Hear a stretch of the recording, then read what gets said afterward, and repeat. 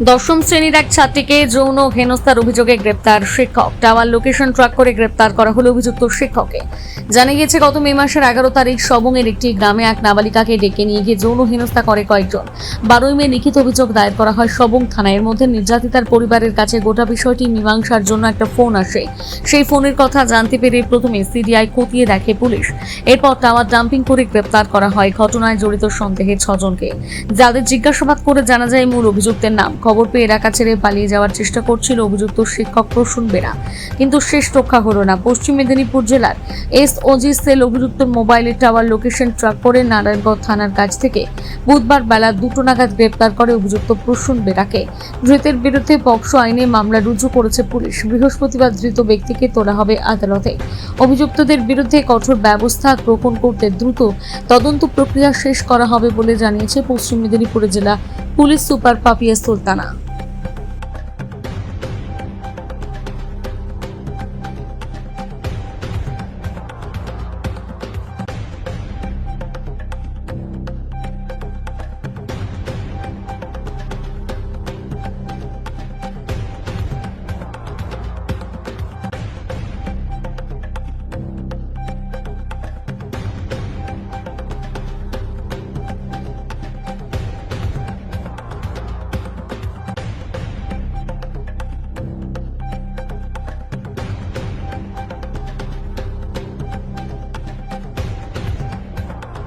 গত 12 তারিখ মানে 12ই মে আমাদের কাছে একটি বাচ্চা মেয়ে আসে, দশম শ্রেণীতে পাঠরতা।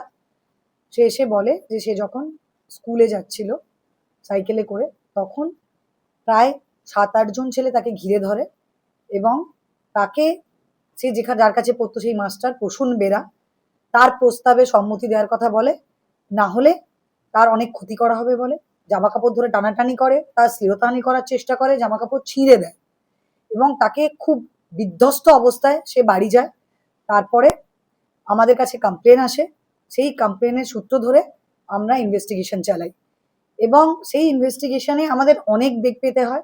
বিকজ এই যে মাস্টার প্রসূন বেরা, সে তখন নিজে ওই মুহূর্তে যেহেতু ছিল না, আমাদের ফোনের স্ট্র্যাঙ্গুলেশন করা হয়, ফোনের মানে কল ডিটেলস নেওয়া হয়, তারপরে কল ডাম্প থেকে বের করা হয়। সমস্ত কিছু দেখে যখন আমরা কিছুই খুঁজে পাচ্ছিলাম না, তখন এদের মধ্যে একজন টাকা চেয়ে মীমাংসা করার কথা বলে। সেই সূত্র ধরে আমরা সুকুমার জানা বলে একজনকে অ্যারেস্ট করি।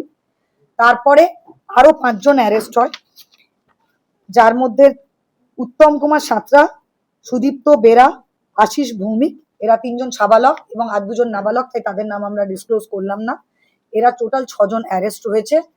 তাছাড়াও আরো 1-2 জন আছেন যাদেরকে এখনো আমরা ধরতে পারিনি, ইনভেস্টিগেশন চলছে।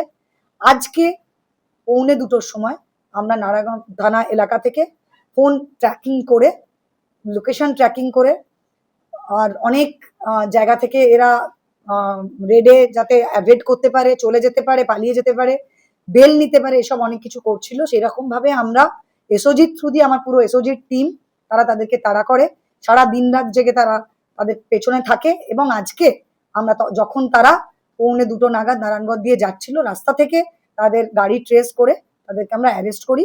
এবং এই প্রসূন বেরা, ইনি শিক্ষক। আমরা এই ঘটনাটা এত বড় করে বলার একটাই কারণ, স্টুডেন্টদের কাছে শিক্ষকরা সেফ প্লেস।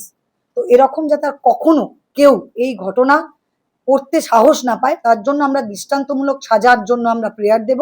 সেরকম ভাবে ইনভেস্টিগেশন করব যাতে খুব কম সময়ের মধ্যে আমরা এই কেসটা শেষ করতে পারি।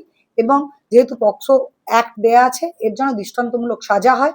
আর সমস্ত ছাত্রছাত্রীদের বলতে চাই, তাদের ভয়ের কোনো কারণ নেই, তারা সেফ। পশ্চিমবঙ্গ পুলিশ তথা পশ্চিম মেদিনীপুরের পুলিশ তাদের পাশে আছে। আর আপনাদের সবার মাধ্যম দিয়ে আমরা আরেকটা মেসেজ আজকে থেকে করতে চাই, যে আমরা এখন no tolerance, just 0 tolerance for child marriage. Paschim Medinipur জেলার সবাই এখন থেকে 0 টলারেন্স টু চাইল্ড ম্যারেজের জন্য আমরা কাজ করব। সবাই মিলে আমরা আজকে শপথ নিয়েছি, আমরা কোনোভাবেই, এটা promise to ourself, promise to our team, promise to all the citizen of Paschim Medinipur, যে আমরা কখনো কোনো চাইল্ড ম্যারেজ হতে দেব না। যাতে প্রত্যেকটা মেয়ে তার নিজের স্বপ্ন নিয়ে বড় হতে পারে, নিজের স্বপ্ন পূরণ করতে পারে, নিজের পায়ে দাঁড়াতে পারে। তাদের বিয়ে হবে না, তারা বিয়ে করবে।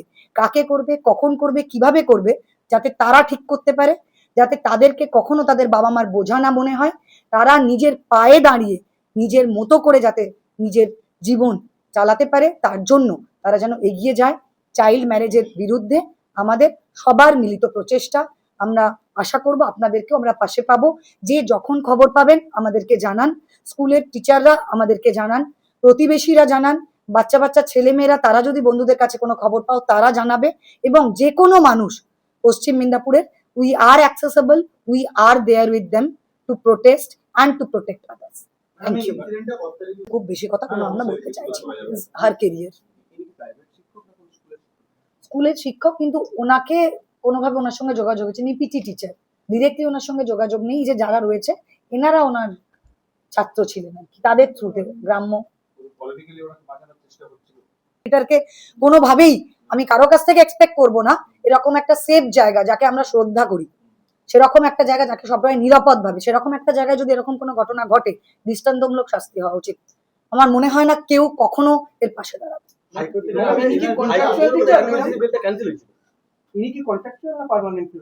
এত ডিটেলস আমি ওনার সম্বন্ধে ডিসকাস করতে চাইছি না। এখনো পর্যন্ত আমরা কিছু পাইনি।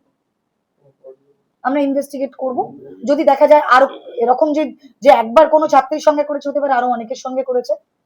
কারণ ছাত্রীটা পুরো ট্রমাটাইজড হয়েছে, দিনের পর দিন ওনাকে করা হচ্ছে, ডিস্টার্ব করা হচ্ছে। এর সঙ্গে আরো অ্যারেস্ট হয়েছে 6 জন। আরো ইনভেস্টিগেশন চলছে, যদি কেউ থাকে। নাবালক